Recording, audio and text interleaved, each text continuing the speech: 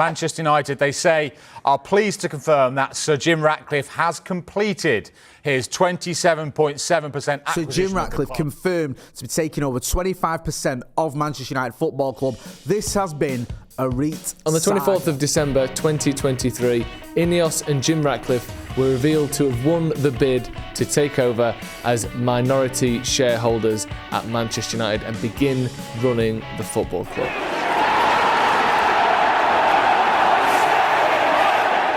After a long drawn-out bidding war that took over 12 months to conclude, it was finally announced that Jim Ratcliffe and INEOS would be the new minority shareholders and run Manchester United going forward. And this came with huge fanfare and excitement. After nearly 20 years of Glazer ownership that had left United pillaged for dividends, ruined on and off the pitch, Man United fans finally had a reason to be optimistic. Change was coming. But 12 months later, after a series of job cuts and price hikes and surprise sackings, United fans are left with one question: are we any better off under Jim Ratcliffe? INEOS began work in February 2024 and their first job was assembling their dream team, their executives, their new staff that would come in and replace the likes of John Murtaugh and Richard Arnold and actually run things at Manchester United. And he started immediately. And the first man that came with him was his right-hand man, Sir Dave Brailsford, the man who had basically rejuvenated and invented the modern form of British cycling. He then went on to work for Team Sky, which became Team INEOS,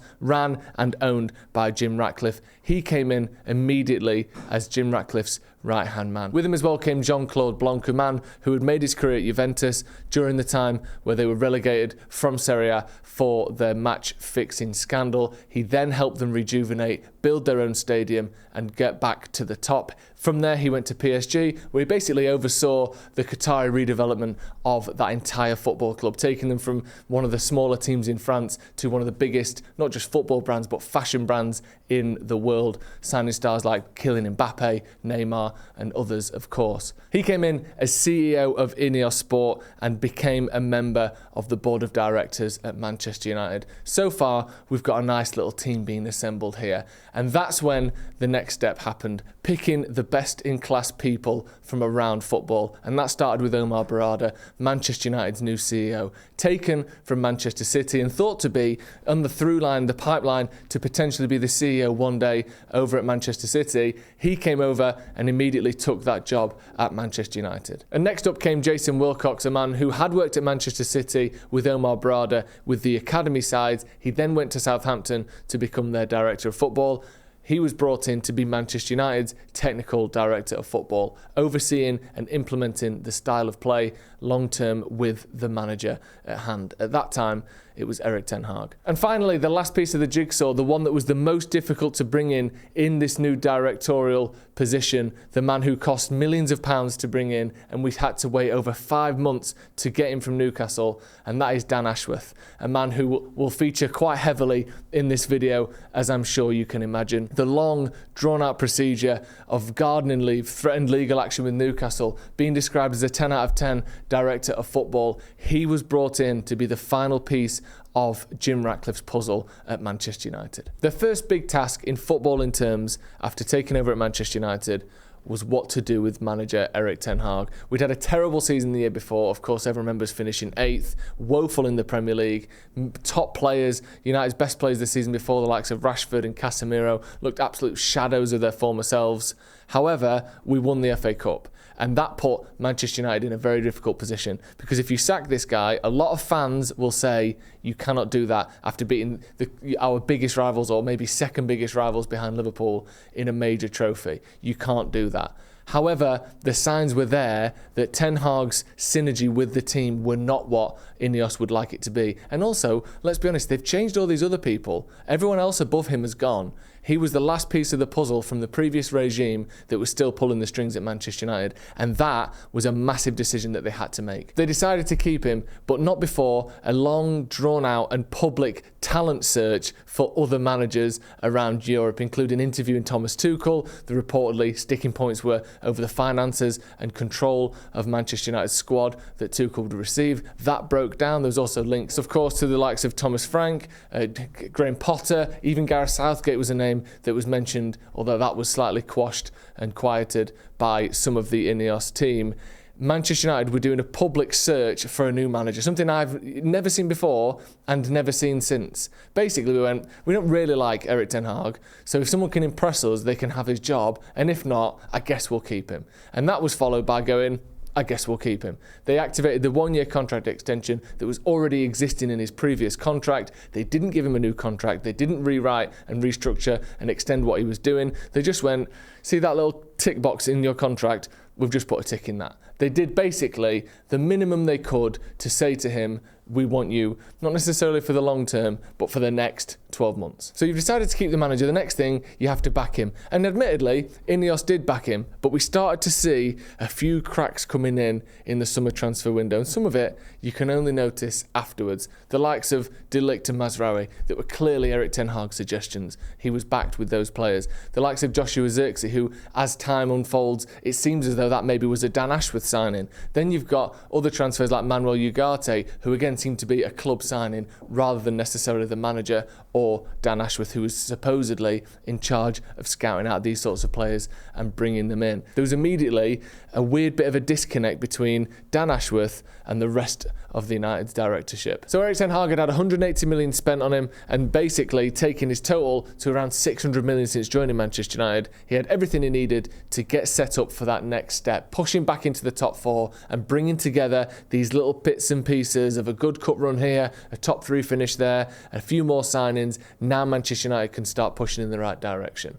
At least that's what we thought. I hate to interrupt you, Dermot, but we have certain reason to do so because Manchester United have sacked their manager, Erik ten Hag. But as soon as the season started, it was pretty clear that things hadn't improved enough since last year. There were some signs, keeping possession a bit better, conceding fewer shots per game, but United's results were just as bad, if not worse, than they had been in last year, which was our worst season in the Premier League. Something had to change. And that's where Ratcliffe's decision in the summer proved to be wrong. I'm someone that maybe would have given Erik ten Hag a little bit more time, but I accept that I'm a lot more maybe generous, maybe too generous with the time I would give managers. Ratcliffe realised this isn't working, this isn't going to work, I have to make a change. And this is the first of his, I don't want to say U-turns, but it essentially is a U-turn. 3 months ago, he backed Erik ten Hag with not just his word, not just an extension on his contract, but £180 million worth of Manchester United's finances to take that team to the next level. And it didn't go to the next level, it went down. So now you have made the first mistake, and that is keeping Erik ten Hag. Now, it's not just on the pitch that was a concern, it's off the pitch as well. It cost around £10 million to sack Erik ten Hag. Now, on its own, we've seen that before. We've seen it with different managers. It costs a lot of money to get rid of David Moyes, Jose Mourinho. This is part and parcel of managing a football club. But when you compare that and bring into play some of the other decisions that INEOS have made, that's when things start getting a little bit shaky. INEOS decided to sack 250 staff at Manchester United. Essentially, a fifth of the entire workforce was let go, made redundant.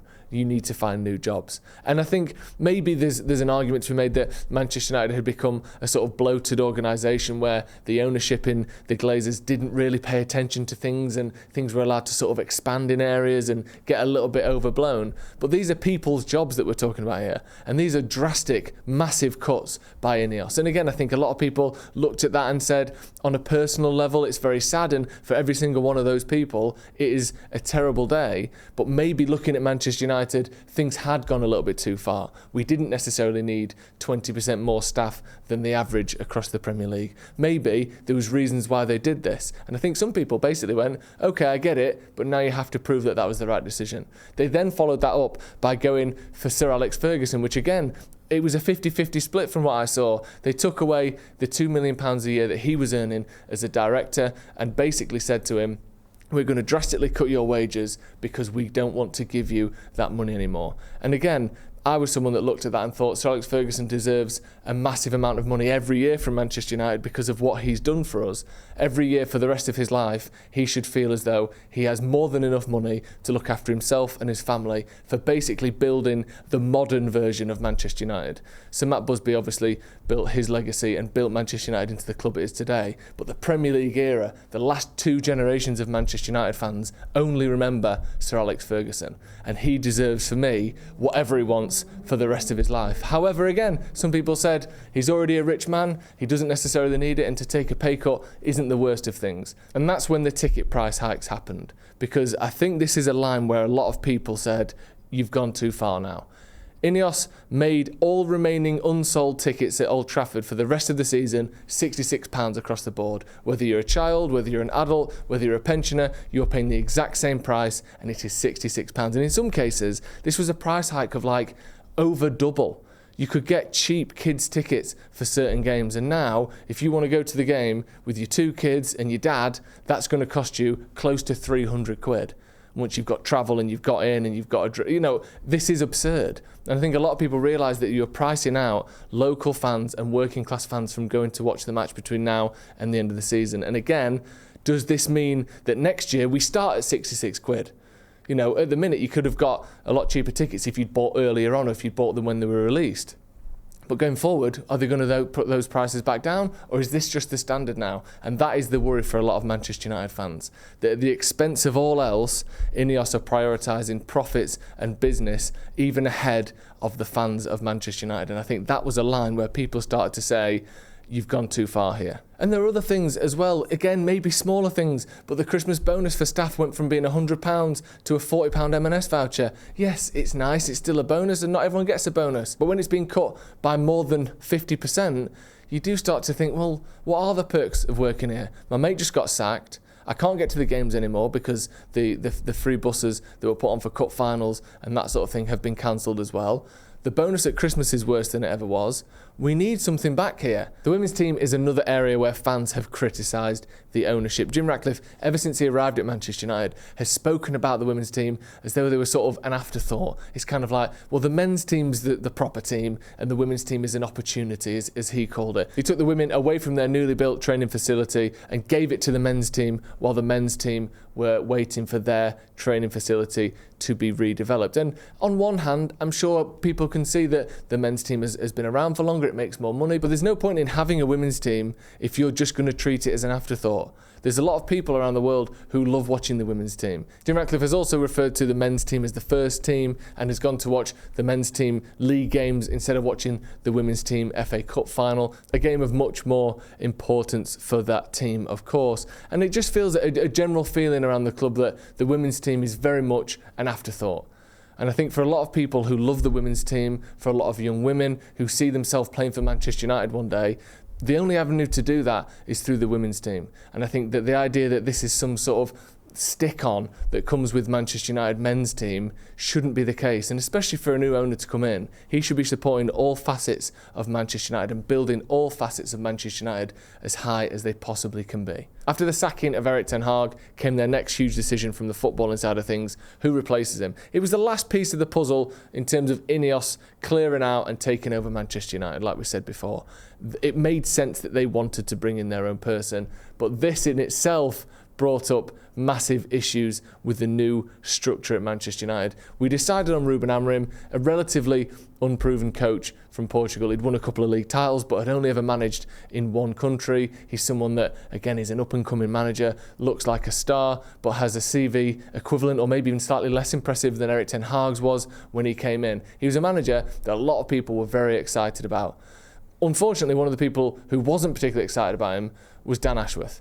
And he was the person who should have been bringing the new manager in the first place. United's director of football didn't seem to have much influence on who came in as United's manager. And that led to, last week, him being sacked. Some big news coming out of Manchester United this morning. Sporting director Dan Ashworth has left the club after just 5 months in the role. It's since been reported that there'd been sort of teething issues, professional disagreements, basically from the start when Ashworth came in, that it wasn't quite working and gelling and having a cohesive vision for Manchester United. But to sack your director of football 5 months after bringing him in is not a good look. Either you hired the wrong guy and that's on you, or you sacked him too early, and that's on you. Either way, INEOS made a mistake. They got themselves in a situation where they've ended up looking silly, and that makes Manchester United look silly. And we were supposedly getting these new owners that knew how to do things properly. And maybe on one hand you can say, you know what, they've acted early, they've been decisive, they've realised it wasn't the right fit, and they've got rid of him. But then how does that extrapolate to the rest of the team? If Amorim has 6 bad games in a row and it doesn't work out, will he get sacked? If Omar Barada signs the wrong person, will he get sacked? If Jason Wilcox oversees a change in footballing culture and it doesn't quite work out for a few weeks, will he get sacked? Is everyone walking on eggshells at Manchester United? That's one of the concerns when you get someone in for so much money. You wait 5 months for him in gardening leave and then all of a sudden he's sacked. For basically the overturn of one new manager not quite going to plan, your new guy that you spent close to £1.5 million on, which coincidentally is the same amount that Manchester United will make in profit over raising the ticket prices, all of a sudden he's gone.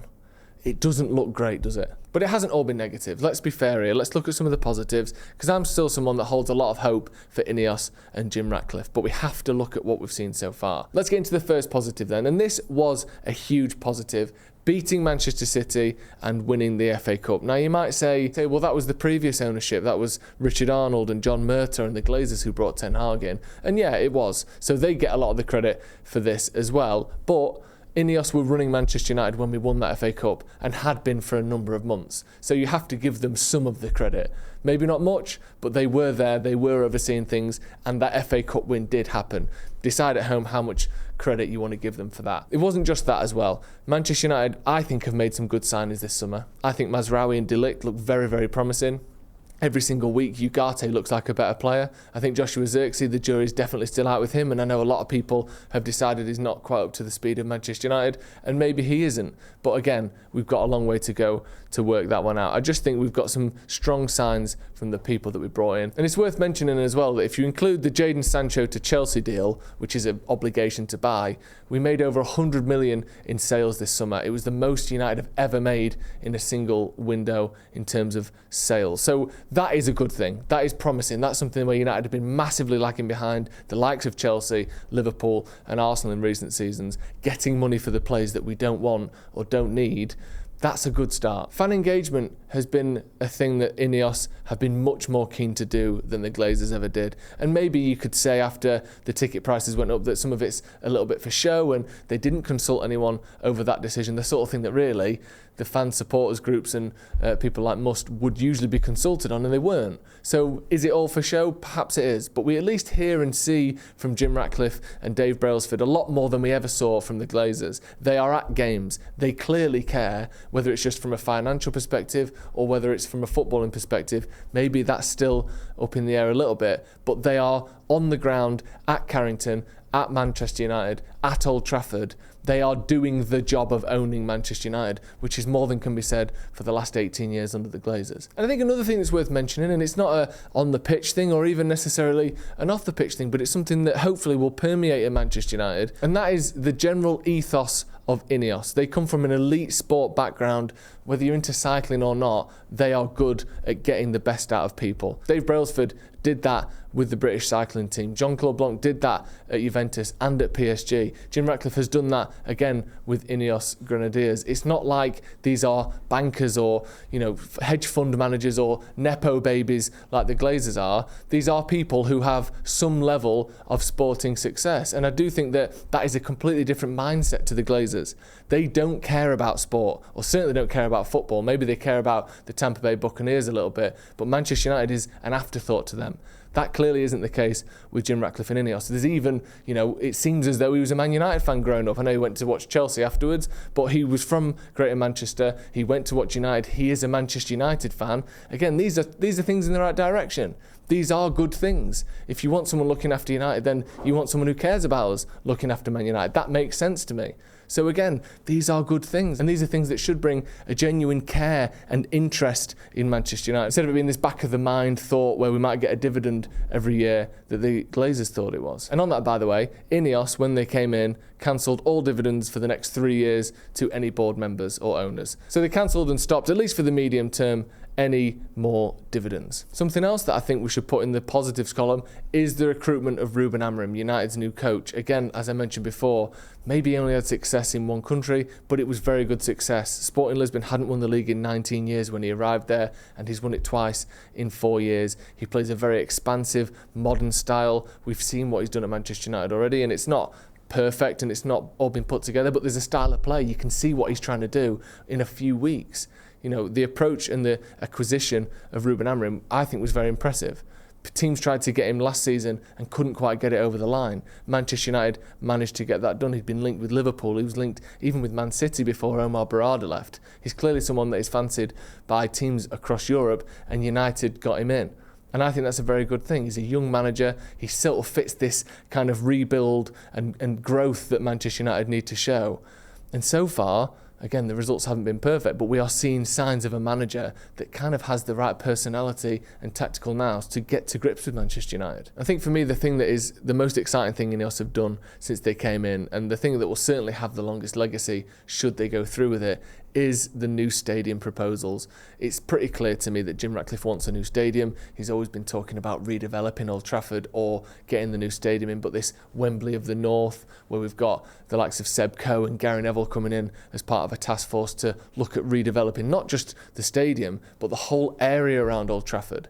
That, to me, is the sort of physical legacy that Jim Ratcliffe wants to leave. And I think a big, new, grand stadium, befitting of the biggest football club in England and maybe the biggest club in the world, that would be a huge thing to bring in. And the Glazers talked about it for years, and the quadrants got filled in, but that was signed off before they even bought Manchester United. They had 18 years to work on Old Trafford, and they never did, and they never really got close.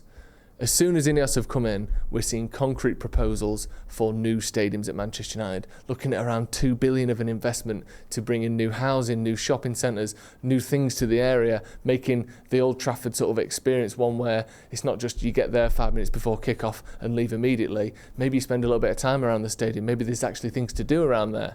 You know, at the minute, the best thing to do around Old Trafford is hotel football. And that isn't even owned by Manchester United, even though it's literally a stone's throw away from Old Trafford. I think that this £2 billion redevelopment of not just the stadium but the area would be that big flagship thing that Jim Ratcliffe can bring to Manchester United and Manchester United fans, that, you know, maybe some people want Old Trafford to be kept and to be redeveloped like they've done with the Bernabeu.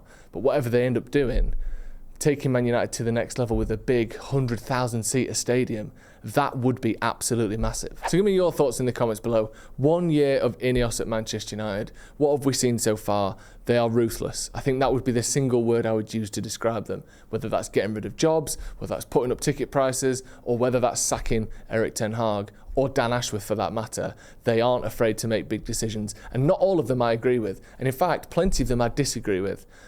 But I do get the feeling that things are happening at Man United in a way that I never thought under the Glazers. And it's not all good, and I do think they should overturn those ticket price hikes, and I do think they should make more decisions about how they look after the staff they have, because it feels like there's a bit of a lack of humanity within INEOS so far. But one thing I think everyone feels is there is momentum at Manchester United now. And it's felt so stagnant for so long that new managers coming in and new players, and we're already seeing that the manager is being backed with his decisions to drop certain players, or, you know, we're going to change to a new system and a new formation, and if Dan Ashworth isn't working, we're going to get rid of him, and it might make us look a bit silly short term, and who knows, it could all blow up in our face when we've got our 8th manager in the next 9 years and it turns out that Ratcliffe was nothing but ruthless.